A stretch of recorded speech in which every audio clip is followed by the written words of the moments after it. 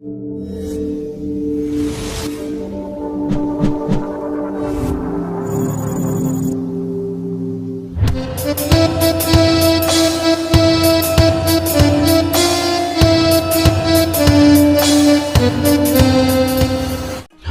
की युवाओं, आज एक इंटरेस्टिंग टॉपिक।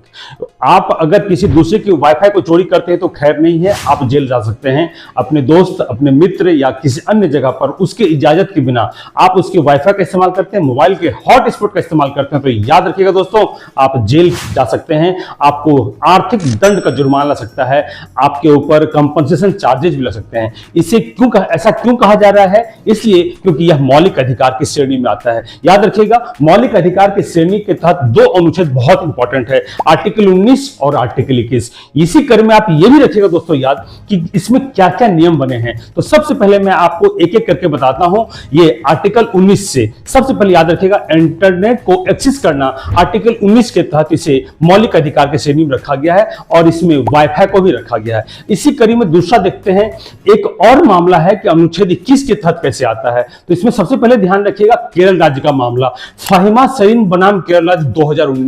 इसके तहत अनुच्छेद 21 में यह कहा गया है कि यह निजता के अधिकार और शिक्षा के अधिकार के लिए आप अपने वाईफाई का इस्तेमाल शिक्षा के लिए कर सकते हैं। दूसरे का चोरी करके नहीं करना है, अपना खुद का करना। अपने दोस्त का चोरी कर लिया इसके लिए नहीं, कहीं पे बैठे उससे कर लिया, ऐसा नहीं कर सकते हैं आप। पासवर्ड तोड़ लिए, कर लिया, इसमें आपके ऊपर केस होता है, आप जेल जा सकते हैं। दोस्तों याद रखिएगा, इसमें किस धारा का प्रयोग होगा यह भी ध्यान रखिएगा। इसमें जो सबसे बड़ी धारा है याद रखिएगा, इंफॉर्मेशन टेक्नोलॉजी एक्ट 2000 यानी IT सेक्शन 66 के तहत आपको दोस्तों 3 साल की जेल और 5 लाख रुपए तक का जुर्माना लग सकता है।